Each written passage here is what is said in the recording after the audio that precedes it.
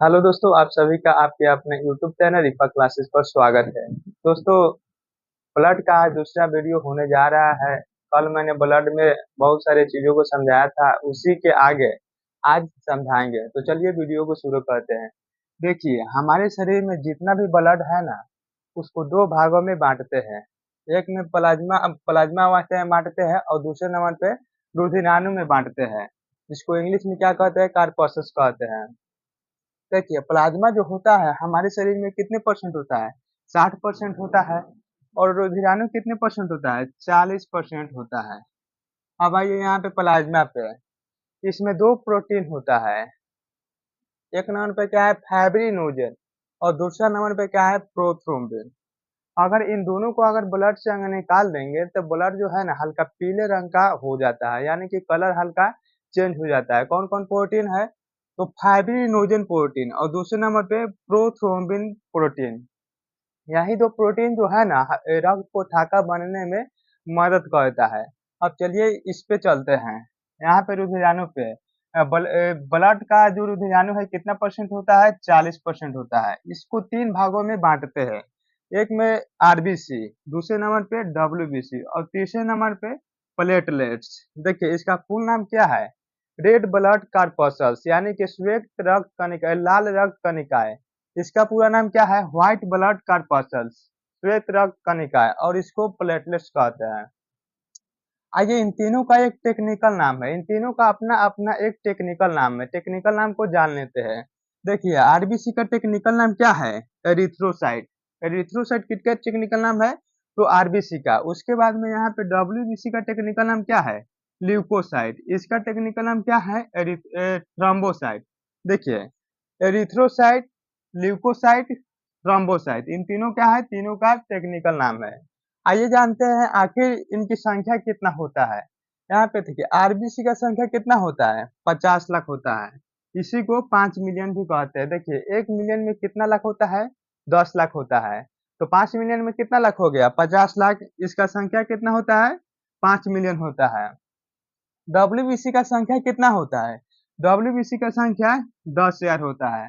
Platelets का संख्या कितना होता है? 2 लाख होता है। प्लेटलेट्स का संख्या कितना होता है? 2 लाख होता है। अब देखिए, इसका आखिर जीवन काल कितना होता है? आरबीसी का जीवन काल कितना होता है? 120 दिन का होता है। 120 दिन के बाद ये क्या हो जाता है? खत्म हो जाता है। डब्ल्यूबीसी का जीवन काल कितना होता है? 4 दिन होता है। और प्लेटलेट्स का जीवन काल कितना होता है? 7 दिन का होता है।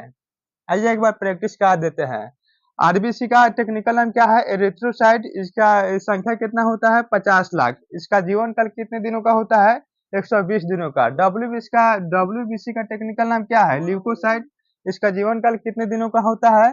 4 दिनों का। इसका संख्या कितना होता है? 10,000। प्लेटलेट्स का टेक्निकल नाम क्या है? थ्रोम्बोसाइट। इसका जीवन काल कितने दिनों का होता है? 7 दिनों का। इसका संख्या कितना होता है? 2 लाख। अब चलिए आरबीसी, डब्ल्यूबीसी, प्लेटलेट्स का फुल डिटेल में जानते हैं। आरबीसी का टेक्निकल नाम क्या होता है? एरिथ्रोसाइट। देखिए, आरबीसी का आकार कैसा होता है? गोल होता है। देखिए, आरबीसी का आकार गोल होता है। इसी के कारण क्या होता है? O2 और CO2 का हमारे शरीर में परिवहन होता है। देखिए, ऊंचाई पर जाने पर क्या होता है? इसका आकार बढ़ जाता है। ऊंचाई पर जाने पर आरबीसी का आकार क्या होता है? बढ़ जाता है। ये सिंपल सी बात है, अगर ऊंचाई पर जाएंगे तो आकार बढ़ जाता है। देखिए, इसमें लाइसोसोम नहीं पाया जाता है। लाइसोसोम आरबीसी में नहीं पाया जाता है। देखिए, लाइसोसोम क्या होता है? लाइसोसोम को आत्महत्या की थैली कहते हैं। क्यों? क्योंकि हमारे शरीर में अगर कोई कोशिका अगर नष्ट हो जाता है, अगर कोई कोशिका खराब हो जाता है, तो लाइसोसोम उस कोशिका को मार देता है। लाइसोसोम उस कोशिका को मार देता है। और अगर मान लेते हैं बहुत सारा कोशिका एक ही साथ खराब हो गया, तो लाइसोसोम अपने आप खत्म हो जाता है, जिसके कारण क्या होता है कि जितने भी सारे कोशिका खराब हुई थी वो सभी नष्ट हो जाता है। आगे देखिए, यहाँ पे इसमें केंद्रक भी नहीं पाया जाता है। देखिए, इस केंद्रक नहीं पाया जाता है तो इसका डीएनए टेस्ट करा सकते हैं? नहीं करा सकते हैं। देखिए, जिस चीज में केंद्रक नहीं होता है उसका डीएनए टेस्ट हम नहीं करा सकते हैं। देखिए, इसमें केंद्रक नहीं पाया जाता है। और आगे देखिए, यहाँ पे रुधिराणु का 95% अकेला आरबीसी होता है। ब्लड में बताए हैं कि ब्लड के दो भाग होते हैं। एक होता है प्लाज्मा, होता है प्लाज्मा जो 60% और रुधिराणु जो 40%। और उस 40% का रुधिराणु का ये 3 भाग है, आरबीसी, डब्ल्यूबीसी और प्लेटलेट्स। देखिए, तो आरबीसी जो है ना, आरबीसी अकेला इन तीनों का कितना परसेंट है? आरबीसी अकेला रुधिराणु का 95% है। देखिए, अगर सवाल पूछेगा कि अगर रुधिराणु का आरबीसी कितना परसेंट है, तो 95% मारेंगे। अगर बोलेंगे कि ब्लड का रुधिराणु कितना परसेंट है, तो 40%। इस तरह से समझ के क्या करेंगे, आंसर देंगे। हमारे ब्लड में आरबीसी होता है, हमारे ब्लड में आरबीसी, और आरबीसी के अंदर क्या होता है, हीमोग्लोबिन। और देखिए, हीमोग्लोबिन के कारण ही रक्त का जो रंग है लाल कलर का होता है। इसमें क्या होता है, आयरन होता है। हीमोग्लोबिन में क्या होता है, आयरन होता है। और हीमोग्लोबिन के कारण ही क्या होता है, O2 और CO2। देखिए, हीमोग्लोबिन ही शरीर में O2 और CO2 का क्या करता है, परिवहन करता है। O2 को हम ऑक्सीजन को हम जब हम सांस लेते हैं, तो ऑक्सीजन सांस लिए, ठीक है, और उसके बाद में हीमोग्लोबिन क्या किया कि चारों तरफ बॉडी में ले जाकर क्या हुआ, ब्लड के माध्यम से बांट दिया, और उधर से O2 CO2 लेकर आता है, और फेफड़ा के द्वारा बाहर हम लोग सांस छोड़ देते हैं।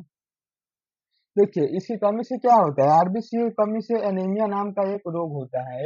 आरबीसी की कमी से क्या होता है, एनीमिया होता है। अब देखिए, इसी का जस्ट उल्टा है कौन, डब्ल्यूबीसी। आइए डब्ल्यूबीसी देखते हैं। डब्ल्यूबीसी का टेक्निकल नाम तो बता दिए हैं, लिम्फोसाइट होता है। ये आकार में क्या होता है, अनिश्चित आकार का होता है। इसका आकार कैसा होता है, अनिश्चित होता है। इसमें केंद्रक पाया जाता है, इसमें केंद्रक पाया जाता था, नहीं पाया जाता है, लेकिन डब्ल्यूबीसी में केंद्रक पाया जाता है। तो देखिए, इसमें केंद्रक पाया जाता है, तो इसके डीएनए टेस्ट करा सकते हैं। जिस चीज में केंद्रक होता है उसका डीएनए टेस्ट करा सकते हैं कि हमारे शरीर में क्या काम करता है, रोग से लड़ता है, रोगों से हमारी रक्षा करता है। रोग से क्या करता है, हमारी रक्षा करता है। और देखिए, आगे देखिए, यहाँ पे डब्ल्यूबीसी कई प्रकार के होते हैं। एक में एंटीबॉडी, दूसरे नंबर पे लिम्फोसाइट, तीसरे नंबर पे मोनोसाइट, न्यूट्रोफिल, इसाइनोफिल और बेसोफिल। देखिए, इसमें का टोटल इम्पोर्टेंट नहीं है, इसमें का तीनों को इम्पोर्टेंट है। कौन कौन, तो एंटीबॉडी, लिम्फोसाइट और मोनोसाइट। बाकी तीन वो लिख दिए हैं नाम जानने के लिए, बस इसका नाम जानिएगा वही बहुत है। देखिए, एंटीबॉडी क्या कहता है, रक्षा करता है। कैसे, तो देखिए, मान लेते हैं अगर कोई मच्छर काट लेता है, चाहे माछी काट लेता है, जैसे मान लेते हैं कोरोना हो गया, तो इसको तुरंत पता चल जाता है, एंटीबॉडी को तुरंत मालूम हो जाता है कि हमारे शरीर में इस चीज का दिक्कत है। और जब जैसे ही इसको पता चलता है, तो क्या कहता है, इसको जाकर कहता है, लिम्फोसाइट को जाकर ये बता देता है। और लिम्फोसाइट जब जान जाता है, तो क्या करता है, उसको मार देता है। उसी समय क्या करता है, उसको मार देता है। देखिए, अब जब उसको मार देता है, तो यही एंटीबॉडी जाकर कहता है मोनोसाइट को, मोनोसाइट आता है और क्या करता है, उसको खा जाता है। और जब खा जाता है, तो इसका मतलब कि इसका आकार क्या हो जाता है, बड़ा हो जाता है। तो मोनोसाइट क्या होता है, बड़ा आकार का होता है। और लिम्फोसाइट को ही क्या कहते हैं, टी सेल कहते हैं। टी सेल क्यों कहते हैं, इसका आकार जो है टी के समान होता है। इसका आकार कैसा होता है, टी के समान होता है, इसीलिए लिम्फोसाइट को टी सेल भी कहते हैं। प्लेटलेट्स, प्लेटलेट्स आकार में कैसा होता है, उत्तल लेंस के जैसा होता है। प्लेटलेट्स आकार में कैसा होता है, उत्तल लेंस के जैसा होता है। इसमें भी केंद्रक नहीं पाया जाता है, इसमें भी केंद्रक नहीं पाया जाता है। अब जब इसमें केंद्रक नहीं पाया जाता है, तो इसका भी डीएनए टेस्ट नहीं करा सकते हैं। आगे देखिए, ये क्या करता है, शक्ति प्रदान करता है, हमारे शरीर में ये शक्ति प्रदान करता है। अगर मान लेते हैं हमारे शरीर में अगर प्लेटलेट्स की कमी हो जाता है, तो क्या होता है कि कमजोरी फील होने लगता है। एक बीमारी है डेंगू। डेंगू में क्या होता है, डेंगू बीमारी में प्लेटलेट्स की संख्या घटकर लगभग 80,000 के लगभग में हो जाता है। हमारे शरीर में इसका संख्या 2 लाख होता है, लेकिन जब हम लोग कमजोर हो जाते हैं, तो प्लेटलेट्स की संख्या कितना हो जाता है, 80,000 1 लाख के लगभग में हो जाता है। तो चलिए, आप लोग इसका स्क्रीनशॉट ले लीजिएगा, और मिलते हैं इसी के आगे। रक्त कैसे थाका बन जाता है, हमारे शरीर में अगर कहीं कट फट जाता है, तो रक्त तुरंत 4-5 मिनट के बाद जम जाता है। आखिर